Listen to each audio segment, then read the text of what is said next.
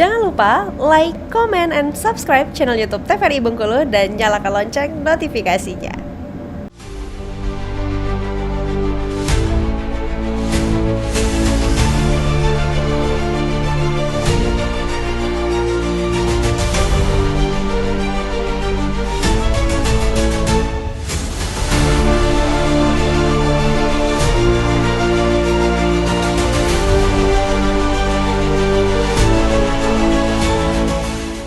Ya, pemirsa, quitat consentire videtur, yang artinya siapa yang berdiam diri dianggap menyetujui. Sebuah adagium yang jika kita kaitkan dan kita korelasikan dengan pemilihan kepala daerah yang akan dilaksanakan secara serentak tanggal 27 November mendatang, tentu satu suara dari masyarakat sangatlah berpengaruh terhadap pembangunan daerah ke depannya. Itu tidak ada suara yang dibeda-bedakan satu dengan yang lainnya, sehingga penyampaian visi dan misi, penyampaian arah gerak dari tiap paslon sangatlah penting untuk didengarkan kepada masyarakat agar masyarakat dapat menilai dengan bijaksana dan memilih pilihannya berdasarkan analisa yang dilakukan.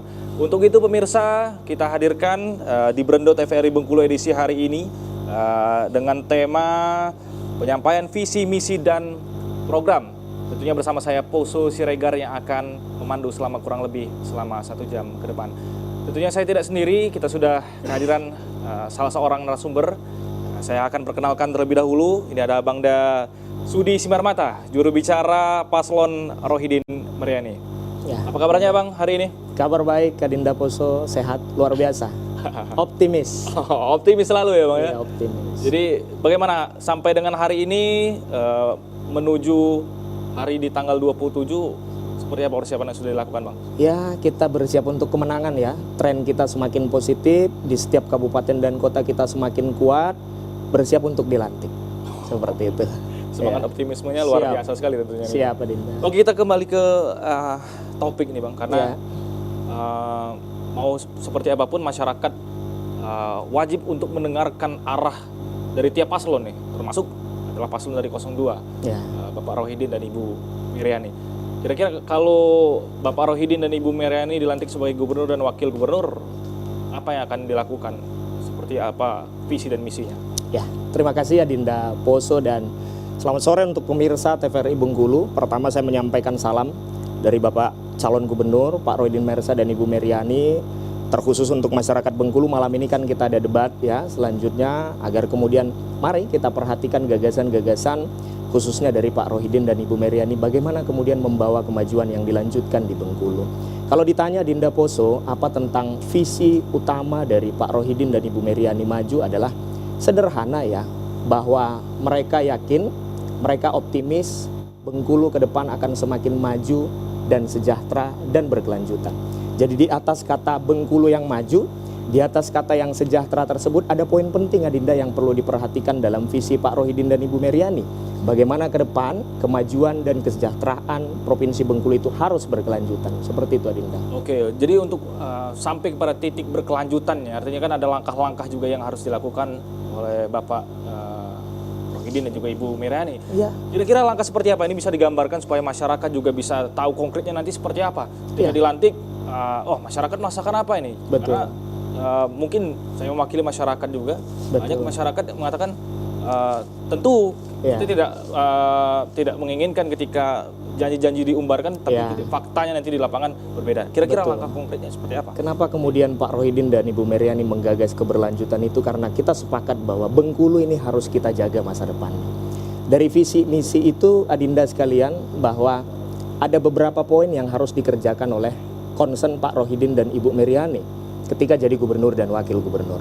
Pertama, untuk mencapai Bengkulu yang maju sejahtera berkelanjutan itu harus diperhatikan peningkatan pembangunan infrastruktur dan sumber daya manusia. Ini yang paling penting Adinda. Yang kedua, bagaimana Pak Rohidin dan Ibu Meriani mementingkan konektivitas wilayah. Kalau kita bicara tentang kemajuan, kita tidak boleh menutup diri. Bagaimana akses dari provinsi satu dengan provinsi yang lain, bagaimana akses di dalam internal Provinsi Bengkulu kita antar kabupaten. Jangan jauh-jauh Adinda, bicara tentang konektivitas antar desa.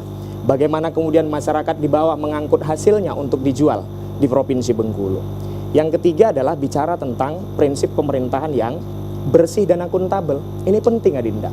Yang keempat yang dilaksanakan oleh Pak Rohidin dan Ibu Meriani adalah bagaimana kemudian meningkatkan proses pembangunan yang hijau. Ini bagaimana kemudian program pemerintah itu harus berkelanjutan. Yang kelima dari keempat itu harus kemudian ada program pemberdayaan. Nah tentu Adinda, saya selalu positif dan kita turun di bawah selalu mengatakan bahwa jangan lupa untuk melihat rekam jejak pemimpin untuk memilih pemimpin. Dari kelima misi itu, boleh Adinda cross-check secara data di lapangan. Saya selalu turun di akar rumput. Saya tanya dengan masyarakat, apa keluhan masyarakat? Coba Bapak Ibu lihat, dari 5 misi yang kita gagas ini dari Pak Rohidin Ibu Meriani, saya kira semua sudah dikerjakan. Tinggal lagi kemudian bagaimana melanjutkan program pembangunan yang belum clear kemudian harus kemudian dilanjutkan. Tentu kita harus legowo bahwa dari proses pembangunan itu ada yang sudah tercapai maksimal, ada yang masih kurang.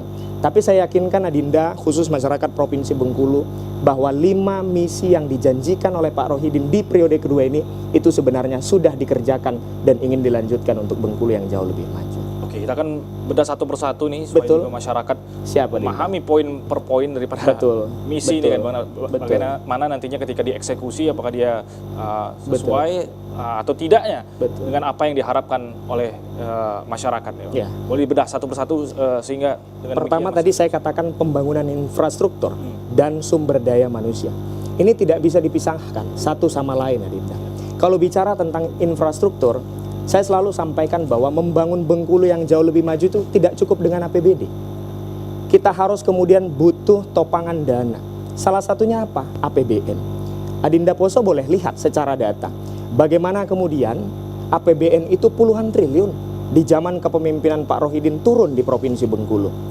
Baik itu Pak Rohidin sebagai kepala daerah di Provinsi Bengkulu, baik itu Pak Rohidin sebagai kepala pemerintahan di Provinsi Bengkulu, tapi juga dia sebagai perpanjangan tangan pemerintah pusat. Tentu ada koneksi yang dibangun oleh Pak Rohidin supaya program-program itu bisa berjalan. Dananya kemana Adinda? Kalau Adinda tanya puluhan triliun itu, salah satunya adalah tol. Itu 5-7 triliun kita proses pembangunan tol dilakukan oleh Pak Rohidin Mersa. Bicara tentang kemudian infrastruktur jalan Adinda, kalau kita cek secara data, itu datanya semua lengkap. Muko-muko, Kabupaten Muko-muko sampai ke Bengkulu Utara. Dan itu juga dipidatokan Pak Rohidin ketika kita undi nomor urut dan kemudian mendaftarkan diri di KPU. Ada lebih kurang 30 km pembangunan jalan yang menjadi tanggung jawab provinsi yang sudah dituntaskan oleh Pak Rohidin. Bengkulu Utara kemudian Bengkulu Tengah lebih kurang 30 km. Bengkulu Tengah Kota Bengkulu lebih kurang 35 km. Rejang Lebong, Lebong Kepayang ada lebih kurang 40 km. Kalau di total Adinda, kepemimpinan Pak Rohidin, infrastruktur jalan saja ada 483 km. Mohon maaf, kami selalu menyatakan, Pak Rohidin kalau sampaikan turun ke masyarakat, Bapak Ibu coba kinai, coba bandingkan, coba lihat. Kalau Bapak Ibu memilih pemimpin, lihat apa yang sudah kita kerjakan, apa yang lawan kerjakan. Kalau lawan mengatakan kita bicara tentang 1001 jalan mulus, kita bicara tentang pembangunan infrastruktur, mohon maaf.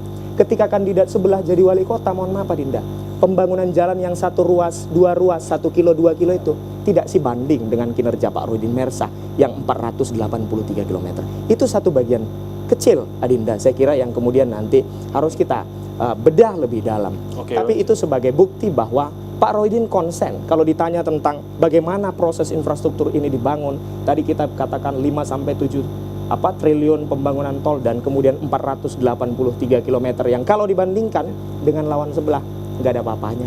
Jadi itu. Upaya jemput bola kepada APBN ini menjadi langkah yang penting dan langkah konkret yang dirasa oleh Paslon 02 nih, menjadi langkah yang kemampuan leadership yang dibangun oleh Pak Rohidin itu penting. Bagaimana kemudian konektivitas bukan hanya di daerah tapi konektivitas dengan pusat. Kan begitu. Jadi kalau ada calon pemerintah, calon pemimpin yang mengaku-ngaku dekat dengan pusat, makanya Pak Rohidin selalu tantang. Kalau dekat dengan pusat, itu bukan dibuktikan dengan retorika. Dekat dengan pusat, kepala daerah dengan pusat itu bukan dibuktikan dengan kata-kata, tapi dibuktikan dengan fakta dan kinerja. Pak Rohidin membuktikan itu. 483 km jalan dari puluhan triliun yang masuk ke Provinsi Bengkulu. Dibuktikan dengan fakta dan kinerja. Semakin menarik pembahasan kita harus jeda terlebih dahulu setelah jeda pariwara berikut ini. Pemirsa, jangan kemana-mana, tetap di Brendo TVRI Bengkulu.